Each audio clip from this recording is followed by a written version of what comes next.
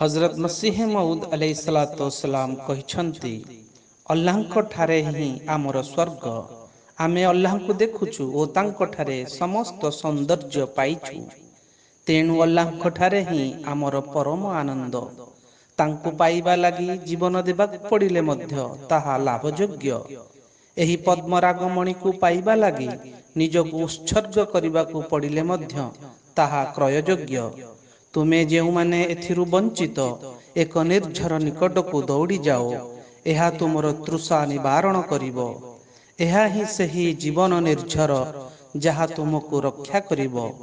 ମୁଁ କଣ ବା କରିବି ଓ କେଉଁ ଡିଣ୍ଡିମ ବଜାଇ ଘୋଷଣା କରିବି ଯେ ଏ ହେଉଛନ୍ତି ତୁମର ପ୍ରଭୁ, ଯାହା ଫଳରେ ଲୋକେ ଶୁଣିପାରିବେ।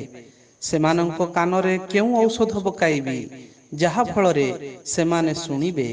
ତୁମେ ଯଦି ଅଲ୍ଲାହଙ୍କର, ତେବେ ନିଶ୍ଚିନ୍ତ ହୁଅ ଯେ ଅଲ୍ଲାହ ମଧ୍ୟ ତୁମର। ରୁହାନୀ ଖଜାଏନ ଗ୍ରନ୍ଥ ଖଣ୍ଡ 19 ପୃଷ୍ଠା 21-22, କିସ୍ତି ନୂ ପୃଷ୍ଠା 23-24।